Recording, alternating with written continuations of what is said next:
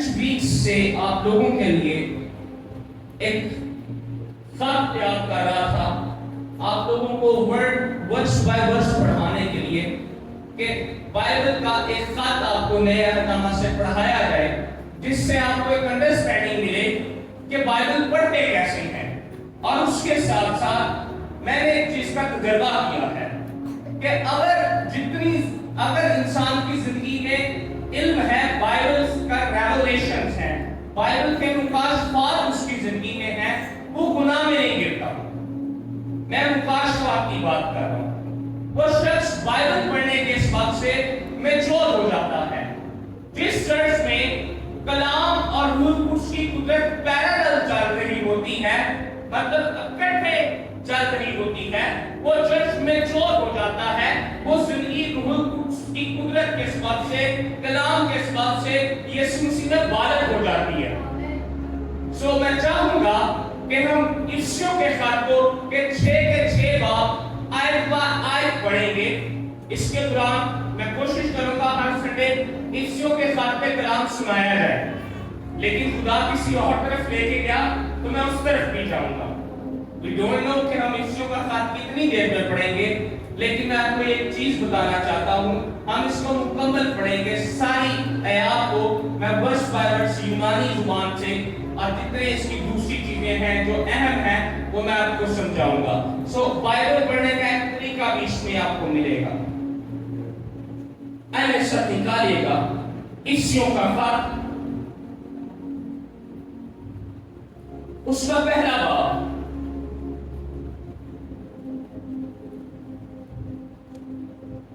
اس کی پہلی 2 آیات ہیں جن کا ہم آج مطالعہ کریں گے.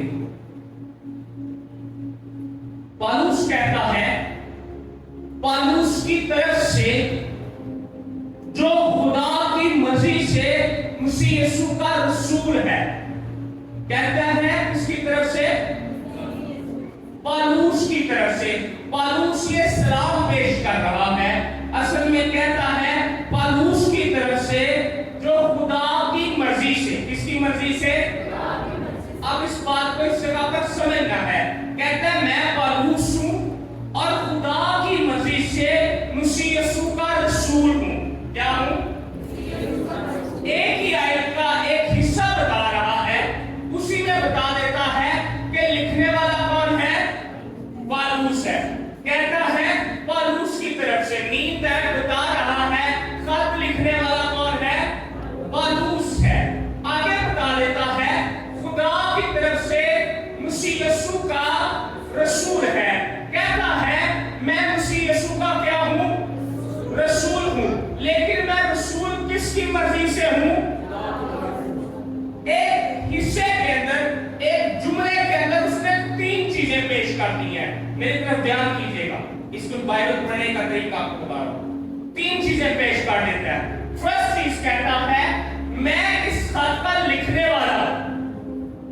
دوسرا اپنا عہدہ بتاتا ہے کہ میں یسوع مسیح کا رسول ہوں. تیسرا بتاتا ہے مجھے رسول بنانے والا کون ہے؟ مجھے رسول بنانے والا آسمان کا خدا ہے، یہوہ خدا ہے. رسول بنایا اس نے مجھے کس کا ہے؟ یسوع ناصری کا. آگے پڑھیں گے کیا لکھتا ہے. کہتے ہیں ان مقدسوں کے نام. کیا جنہیں پڑھے لکھے گے نا ان کا اپنے دھیان رکھیں. ان آیت کے پہلے حصے دستا پہ میں پالوس ہوں. کی دستا پہ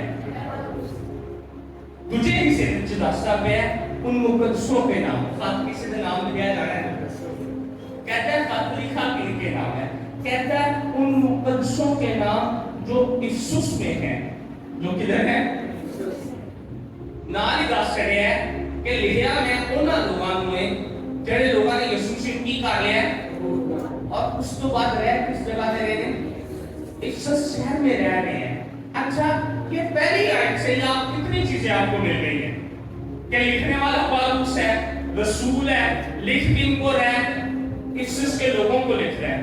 آگے اور خداوند یسوع اور مسیح یسوع میں ایماندار ہے. لکھ کن کو رہا ہے؟ مسیح یسوع میں ایماندار ہے. इफिसुस में सारे क्रिश्चियन नहीं रहते, गल समझो, इफिसुस में सारे क्रिश्चियन है नहीं रहते, मसीहों के अलावा भी वहां पर लोग रहते हैं। और इसके अलावा ये जो लिखा हुआ है और मसीह यीशु में ईमानदार है, इसके दो मतलब निकलते हैं। एक जो मैंने आपको बता दिया है कि जिन्होंने यीशु को कबूल कर लिया है, दूसरी ये बात कर रहा है हाँ इफिसुस के लोगों के लिए तो ये बात है, लेकिन कुछ तफसीर करने वाले कहते हैं इसने ये इफिसुस के इर्द गिर्द जो दूसरी कलीसियाएं हैं ना, ये खातिर ने इसने उनको भी दिया है, ये सिर्फ इफिसुस के लोगों तक के लिए, इसलिए कहते हैं मुकद्दसों के लिए जो इफिसुस में रहते हैं और मसीह यीशु में, इससे ऐसे लगता है कि इफिसुस के ही लोग ईमानदार हैं, लेकिन उसके अलावा वो कहता है कि इफिसुस के अलावा अलग लोग, इफिसुस का वाकया आपको जिक्र उसमें मिलेगा मुकाशवा की किताब में भी, जो 7 खत लिखे हुए हैं, इफिसुस की कलीसिया के फरिश्ते को लिख, लौदीकिया के कलीसिया के फरिश्ते को लिख, और दूसरी कलीसियाओं के नाम है। मैं राइटर को पढ़ रहा था, कहता उसने ये खत जो ये लिखा है, उसने ये लौदीकिया की कलीसिया को भी लिखा है, इर्द गिर्द जो और कलीसियाएं मौजूद हैं, उसने कहा है ये खत सारी कलीसियाओं को पहुंचाओ। आगे कहता क्या है, सलाम उसका बड़ा जबरदस्त है, ये किसी और तरह से सलाम नहीं ले रहा, इसकी कोई खास इस खत में सलाम लेने का तरीका नहीं है, लेकिन फिर भी स्टार्ट में उनकी सलामती चाहता है। क्या कहता है, हमारे बाप खुदा, हमारे जेने तो डाल रहे हैं, अखा चुप लेने जाए कि गल तो समझ होनी जो मैं गल करने लगा, हमारे बाप और खुदा यीशु की तरफ से दो शख्सियत हो गई, किन्हीं हमारे बाप और खुदावंद, ये जिन लोगों को तस्लीस की समझ नहीं आती मसीहत में, ये उनके लिए जो कहते हैं कि हम यीशु और बाप को कैसे जुदा कर सकते हैं। ये जो लोग, आप में से कुछ लोगों के जानने वाले ओनली जीसस वाले, ये ओनली जीसस एक बिदअत है, तलीमी इख्तिलाफ है हमारा उनसे, और हम तस्लीस को मानते हैं, वो तस्लीस को नहीं मानते। हम कहते हैं खुदा बाप, बेटा, रूहुल कुद्स। वो कहते हैं यीशु ही बाप है, यीशु ही बेटा है और यीशु ही रूहुल कुद्स है। हमारे नजदीक ऐसे नहीं है, हमारे नजदीक बाप एक अलग शख्सियत है, बेटा एक और रूह से एक अलग शख्सियत है। इसको मैं ज्यादा तस्वीर को इस जगह पे खोलूंगा नहीं, लेकिन फिर भी चूंकि तस्वीर की बात हुई है तो मैं इस बात को आपके लिए जरा वाज़ह कर दूंगा। अब जब यीशु मसीह नासरी ने बपतिस्मा लिया है तो यीशु पानी से बाहर आए, यीशु के ऊपर कबूतर की माने, इसको इंग्लिश में या यूनानी जुबान में डव लिखा है या फाख्ता है, यीशु के ऊपर कबूतर की माने आगे क्या कह रहा है, रूहुल कुद्स, और आसमान से आवाज किसने दी है, कितनी शख्सियत हो गई है वहां। 3 यहां पे वो कह रहे हैं हमारे बाप खुदा और खुदावंद यीशु की तरफ से, हमारे बाप कितनी शख्सियत की गल कर रहे हैं, 2, मतलब वो अपने खाते में किसका जिक्र कर रहा है, खुदा बाप, खुदा बेटे, और रूह की भी बात वो आगे करेगा। नीम तस्लीस की बात वो बाइबल में तस्लीस है। आगे चलते क्या कहता है, तुम्हें फजल और इत्मीनान हासिल होता रहे, तेन भी मिलता रहे। सलाम करने का तरीका होता है या किसी को अगर बरकत देने का तरीका है और ये सता जे नॉर्मली काम में चीज मिलेगी, कहता है तेरे यीशु मसीह का फजल भी ज्यादा होए तो तेरा दिल इत्मीनान ना बढ़ता रहता। आमीन।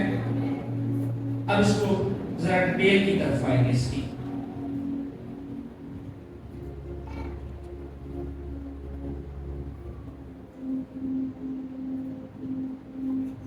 आपने जब भी बाइबल की कोई बुक पढ़नी है, ये नोट्स ले लीजिएगा। किसी ने ऑडियो रिकॉर्डिंग लगाई?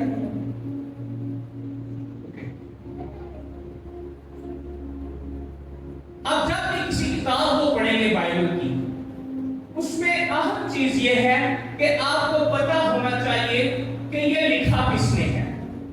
हमें राज में पता चल गया इसका लिखने वाला कौन है, पौलुस है।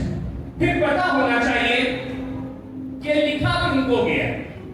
अगर ये किताब लिखी गई है, ये खत लिखा गया है, तो किनको लिखा गया? किनको लिखा गया है?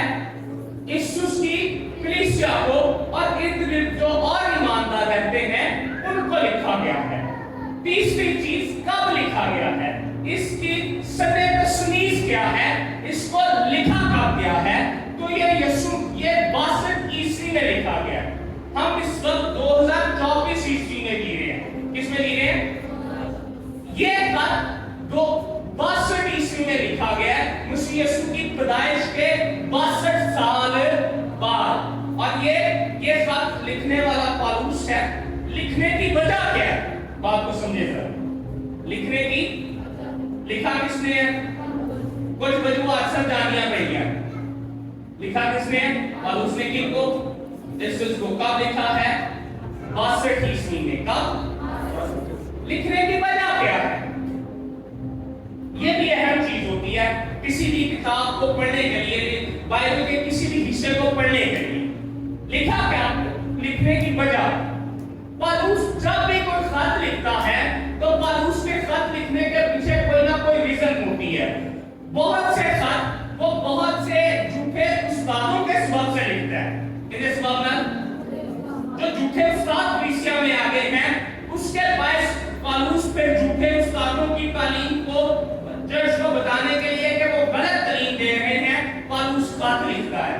कुछ खत उसने लिखे हैं कि आदत को इनकरेज करने के लिए, कि आदत को बताने के लिए कि तुम्हें खुदावंद की तरफ से हिम्मत जारी हो, कि आदत को तालीम देने के लिए। कुछ खत उसने लिखे हैं तालीम देने के लिए। ये खत उसने स्पेसिफिकली चर्च को लिखा है, इसके पीछे कोई खास वजह नहीं है।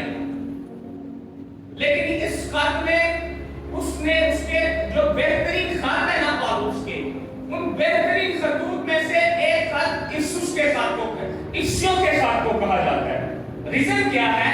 इस खत के अंदर, इस खत का जो मकसद है वो ये